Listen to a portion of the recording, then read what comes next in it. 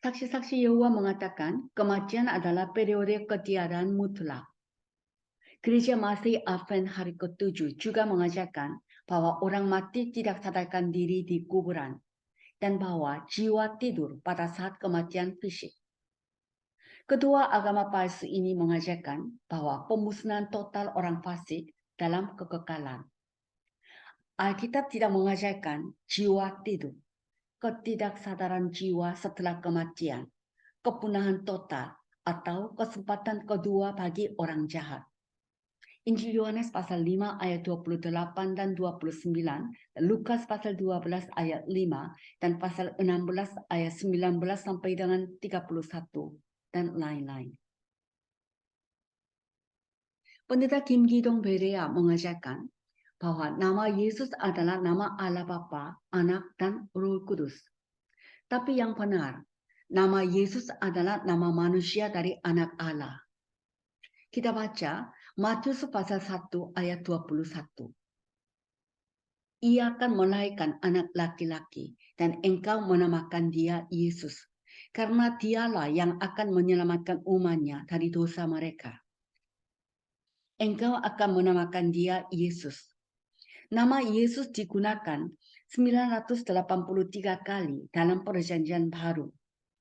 Nama Yesus adalah nama duniawi anak Allah, the earthly name of God's Son. Sebagai Allah, dia tidak disebut Yesus atau Kristus. Yesus adalah bentuk Yunani dari Ibrani Yehosua, diterjemahkan Yosua 218 kali, yang berarti juru selamat atau Tuhan yang menyelamatkan. Yesus tidak pernah menjadi nama Bapa atau Roh Kudus dalam Perjanjian Lama maupun Perjanjian Baru. Nama Yesus bukanlah nama pribadi yang kedua dari Allah Tritunggal sampai ia menjadi manusia dan anak Allah sekitar 2000 tahun yang lalu. Nama Yesus adalah nama manusia dari anak Allah. Papa Markus A. Kristianto yang mendapat pelajaran keliru dari Berea mengajarkan bahwa nama Yesus adalah nama Allah Bapa. Dan dia menyatakan bahwa nama Allah Bapa adalah Yesus Kristus. Itu berarti Yesus Kristus adalah nama Allah Bapa. Pernyataan ini dikutip dari buku Inilah Anakku yang Kupilih, Dengarkanlah Dia, halaman 442. Saya membacakannya. Nama Allah Bapa, yaitu Yesus Kristus, inilah yang harus diberitakan ke seluruh penjuru dunia sebagai nama keselamatan. Barang siapa yang menyebut nama Yesus Kristus, nama Allah Bapa, telah dilayakkan menjadi satu kesatuan sebagai keluarga Allah. Kita akan baca Injil Yohanes pasal 17 ayat 6. Aku telah menyatakan namamu kepada semua orang yang engkau berikan kepadaku dari dunia. Mereka itu milikmu dan engkau telah memberikan mereka kepadaku dan mereka telah menuruti firman-Mu. Aku telah menyatakan namamu kepada semua orang yang engkau berikan kepadaku dari dunia. Namamu mengartikan otoritasmu, yaitu otoritas Bapa. Yohanes pasal 5 ayat 43 dan pasal 10 ayat 25. Kita baca Yohanes pasal 5 ayat 43. Aku datang dalam nama Bapa-Ku dan kamu tidak menerima aku. Jikalau orang lain datang atas namanya sendiri, kamu akan menerima dia. Aku datang dalam nama Bapa-Ku. Semua pekerjaan Kristus dilakukan dalam nama Bapanya, yaitu otoritas Bapa. Kita baca Yohanes pasal 10 ayat 25. Yesus menjawab mereka, Aku telah mengatakannya kepada kamu, tetapi kamu tidak percaya. Pekerjaan-pekerjaan yang kulakukan dalam nama Bapa-Ku, itulah yang memberikan kesaksian tentang aku. Pekerjaan-pekerjaan yang kulakukan dalam nama Bapa-Ku. Semua pekerjaan Yesus dilakukan dalam nama Bapanya.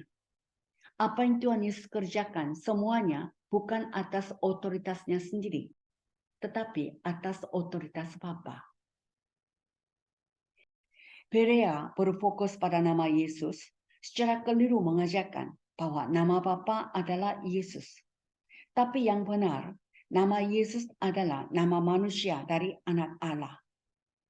Dan gelar Kristus seperti nama Yesus tidak mengacu pada ketuhanan, tetapi pada kemanusiaan Yesus Kristus.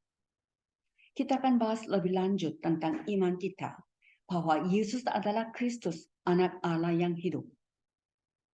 Kita akan baca ayat-ayat Alkitab yang menunjukkan Yesus adalah Kristus. Saya akan membacakan beberapa ayat. Pertama, Matius pasal 2 ayat 4. Pada saat kelahiran Yesus Kristus. Maka dikumpulkannya semua imam kepala dan ahli Taurat bangsa Yahudi, lalu dimintanya keterangan dari mereka di mana Mesias akan dilahirkan. Kata Mesias dalam bahasa aslinya the Christ. Lukas pasal 3 ayat 15. Sebelum Yesus memulai pelayanannya. Tetapi karena orang banyak sedang menanti dan berharap, dan semuanya bertanya dalam hatinya tentang Yohanes, kalau ia adalah Mesias.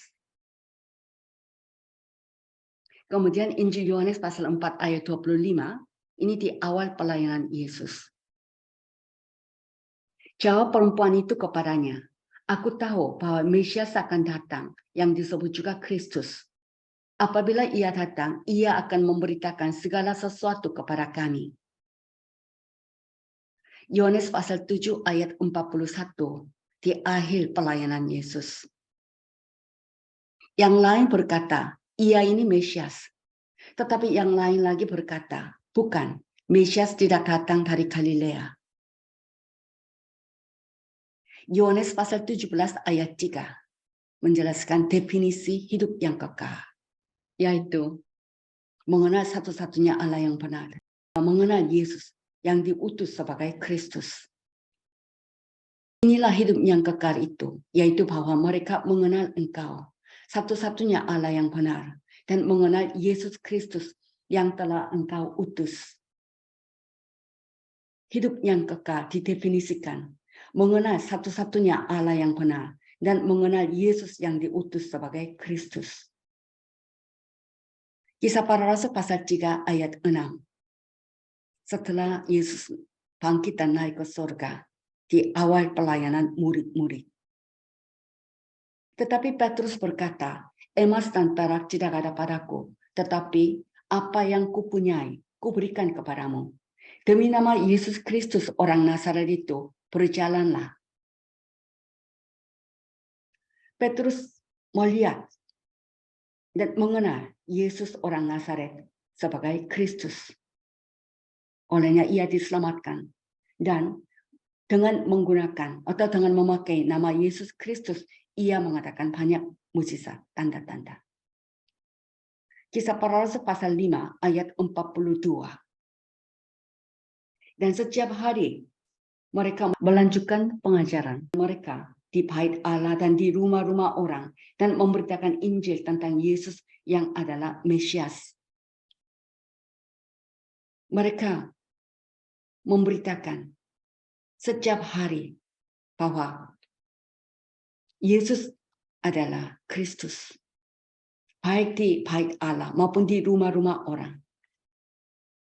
Yesus adalah Mesias, yaitu Kristus.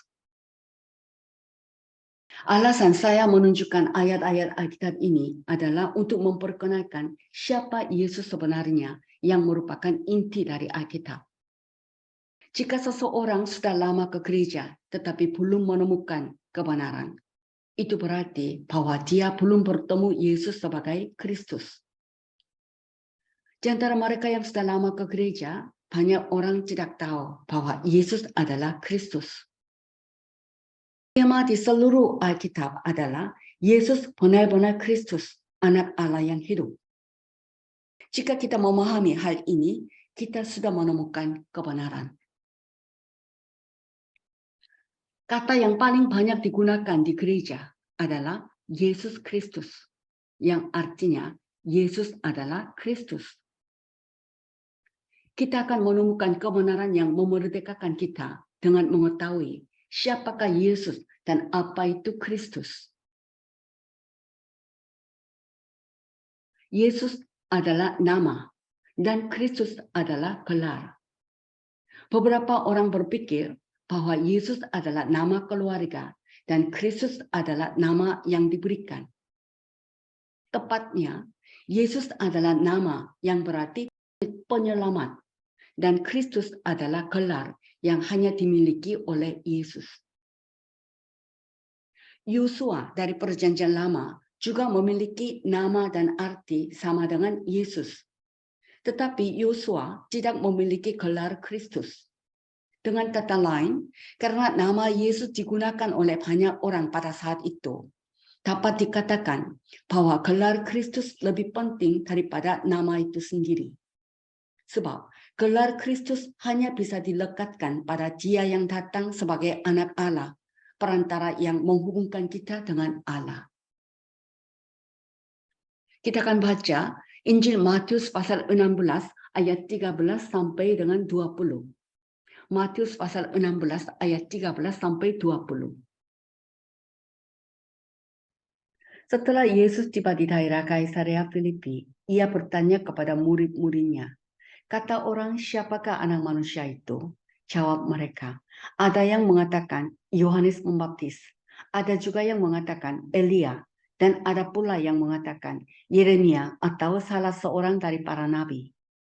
Lalu Yesus bertanya kepada mereka, tetapi apa katamu, siapakah aku ini? Maka jawab Simon Petrus, engkau adalah Mesias, anak Allah yang hidup.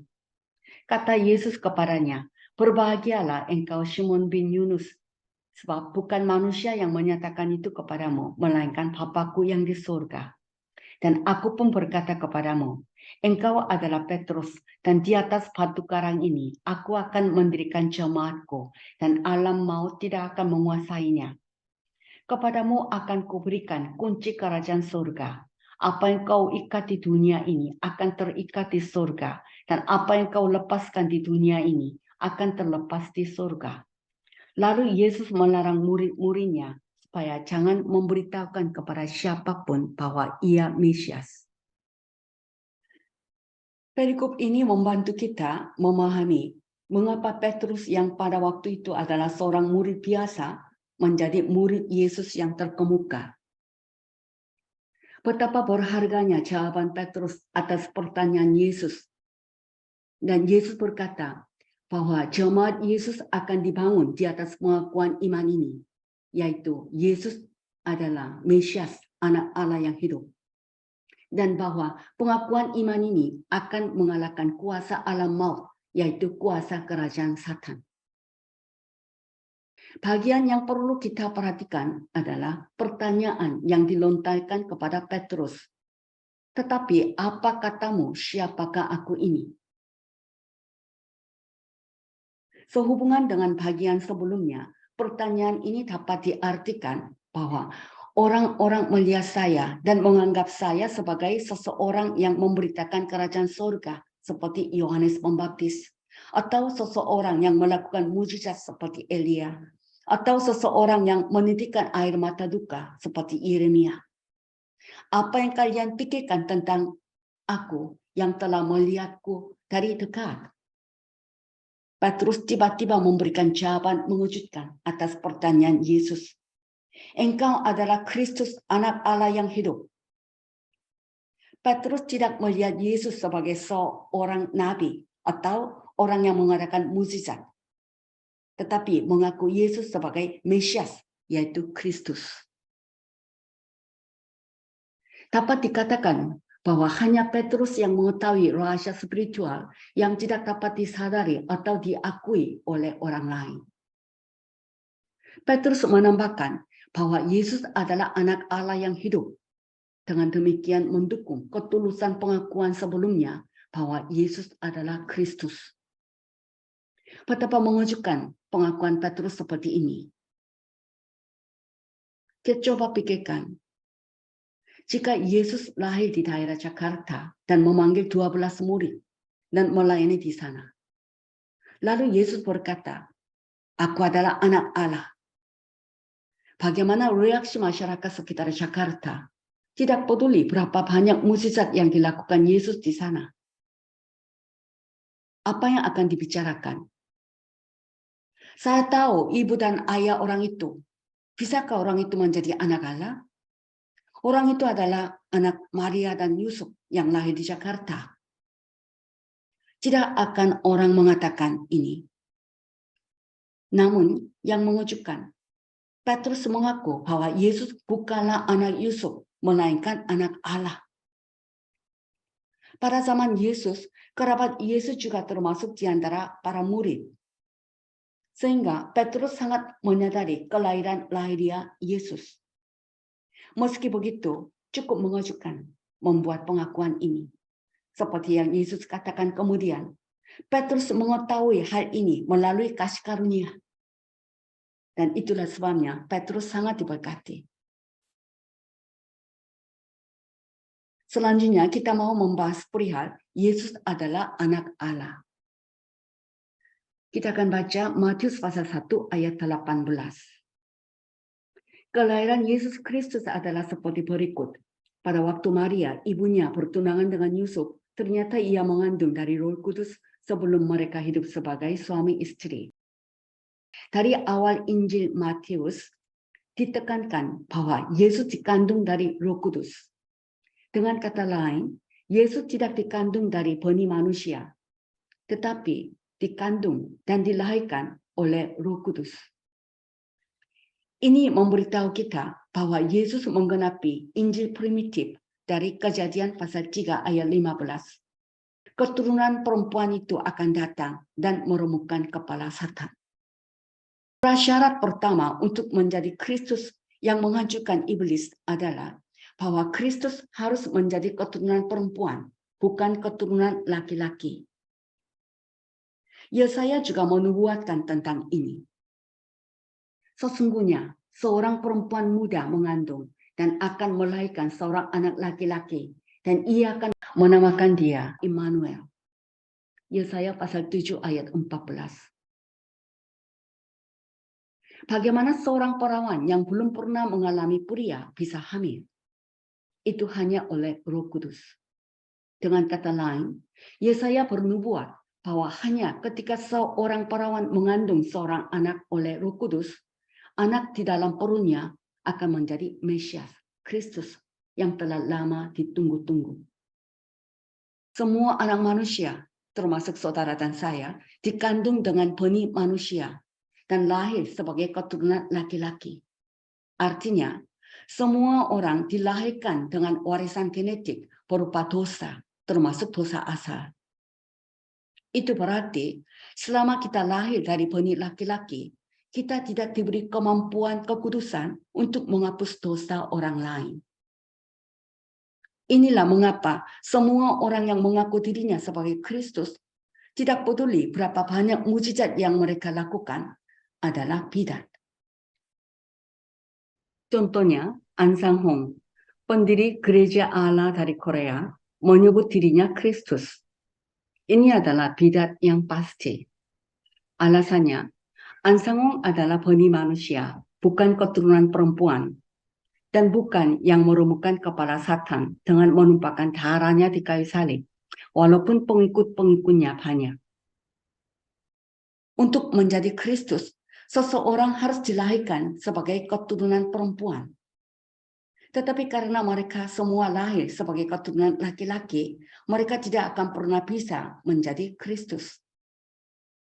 Hanya Yesus menjadi satu-satunya yang memenuhi prasyarat untuk menjadi Kristus dengan dikandung oleh Roh Kudus. Satu-satunya anak Allah yang datang ke bumi ini, dia adalah Yesus.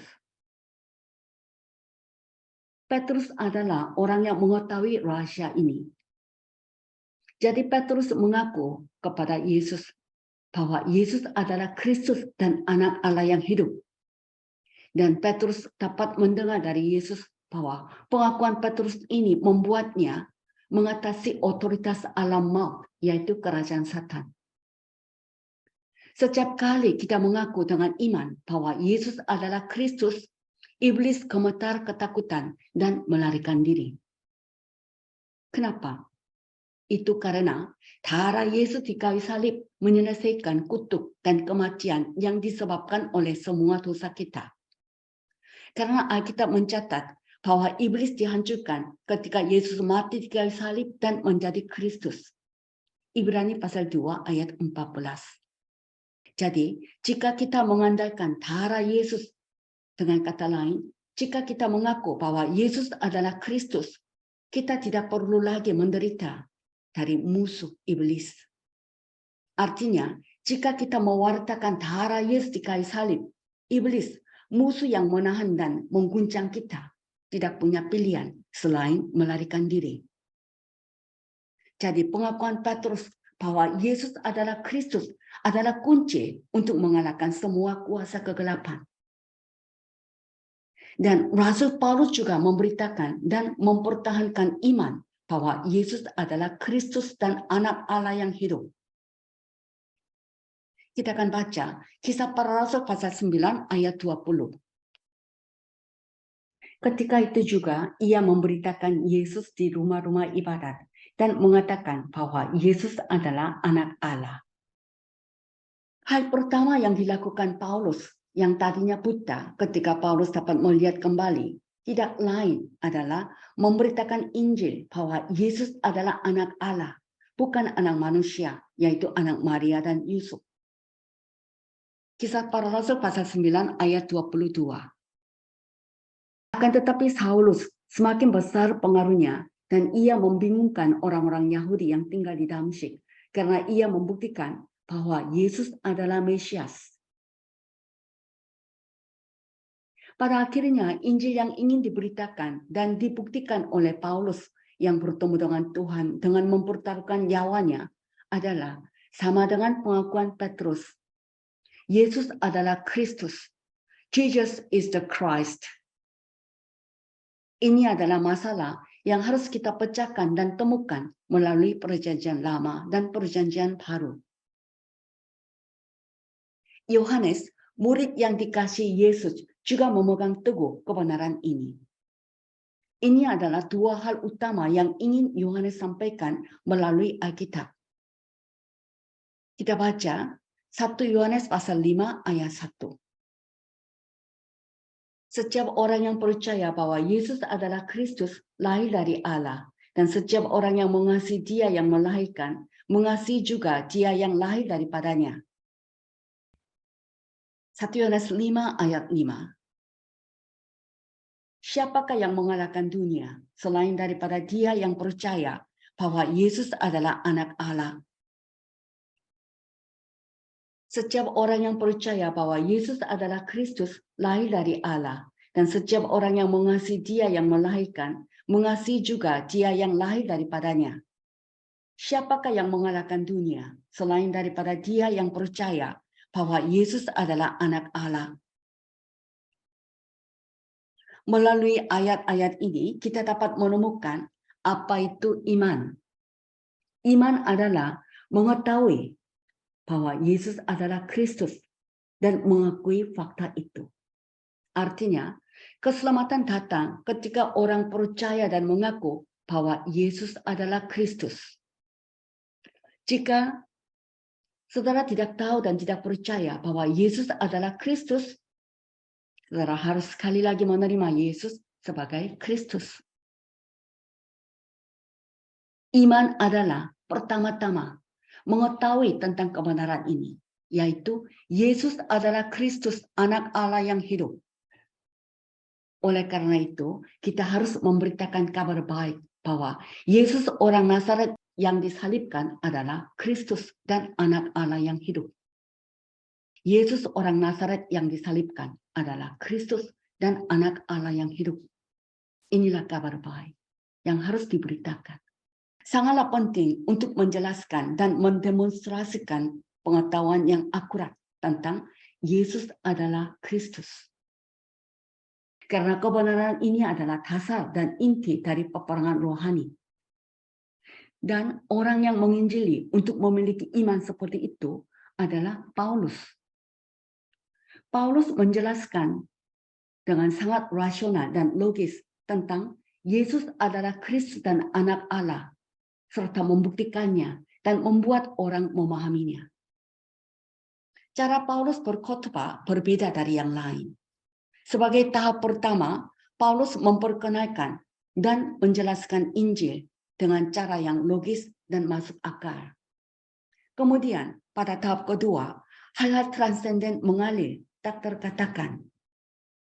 Yang sakit disembuhkan, roh jahat diusir dalam nama Yesus, dan gigitan ular tidak terluka. Bahkan, hanya menyentuh sapu tangannya saja, lenyaplah penyakit mereka, dan keluarlah roh jahat. Ini adalah rahasia rohani. Pada akhirnya, keajaiban transendental muncul ketika orang secara akurat mengetahui dan percaya pada pengetahuan spiritual bahwa Yesus adalah Kristus. Juga kita yang mengikuti cara penginjilan Paulus dapat memastikan hal yang sama. Penyembuhan pertama yang harus kita ajarkan kepada mereka yang telah diserang oleh perampok, yaitu iblis, roh jahat dalam hidup kita adalah pengetahuan rohani bahwa Yesus adalah Kristus. Haleluya. Saat ini kita mau ucapkan doa darah Yesus. 3 doa darah Yesus. Kemudian 5 macam doa dekret. Dalam nama Yesus dan darah Yesus Kristus, saya membubuhkan darah Yesus pada situasi dan masalah ini. Dalam nama Yesus dan darah Yesus Kristus, saya memercikan darah Yesus di rumah saya. Dalam nama Yesus dan darah Yesus Kristus, saya menerapkan iblis dengan darah Yesus. Saya nyatakan bahwa roh-roh jahat telah menjadi tidak berdaya. Doa dekret 1. Dalam nama Yesus dan darah Yesus Kristus, biarlah roh ketidakpercayaan, roh kecemasan, roh frustasi, roh keputusasaan, roh penyakit, dan roh kemiskinan yang bekerja pada saya dan anak-anak saya diikat dan pergi. 2. Dalam nama Yesus dan darah Yesus Kristus, biarlah roh ketidakpercayaan, roh penyembahan berhala, roh perpecahan, roh keputusasaan, roh gagal, roh depresi, roh kemiskinan, roh setan yang bekerja di gereja kita dan di Indonesia diikat dan pergi. 3. Dalam nama Yesus dan darah Yesus Kristus, saya memercikan darah Yesus yang berharga pada saya, pada suami saya, pada anak-anak saya, pada keluarga saya, dan pada perusahaan saya. Semoga berkat, inspirasi ganda, dan kekuatan penyembuhan datang atas kita. 4. Saya perintahkan dalam nama Yesus dan darah Yesus Kristus, roh permainan, roh game, roh putus asa, roh depresi yang menahan anak-anak kita, tinggalkan dengan segera. 5. Dalam nama Yesus dan darah Yesus Kristus, saya membubuhkan darah Yesus yang berharga pada anak-anak saya. Biarlah roh kebijaksanaan datang. Sekarang saya ucapkan perubahan dekret Esther, Urim, yaitu doa proklamasi. Tulis dekret kepada orang Yahudi atas nama Raja, yaitu nama Yesus. Dan segel itu dengan cincin Raja, yaitu darah Yesus. Dekret yang ditulis atas nama Raja dan dimeteraikan dengan cincin Raja tidak dapat dicabut oleh siapapun. Dalam Esther pasal 8 ayat 8. Dan salinan ringkasan dekret ini dibagikan ke setiap provinsi, diumumkan ke semua bangsa, dan dipersiapkan oleh orang Yahudi untuk membalaskan dendam musuh pada hari itu. Esther pasal 8 ayat 13.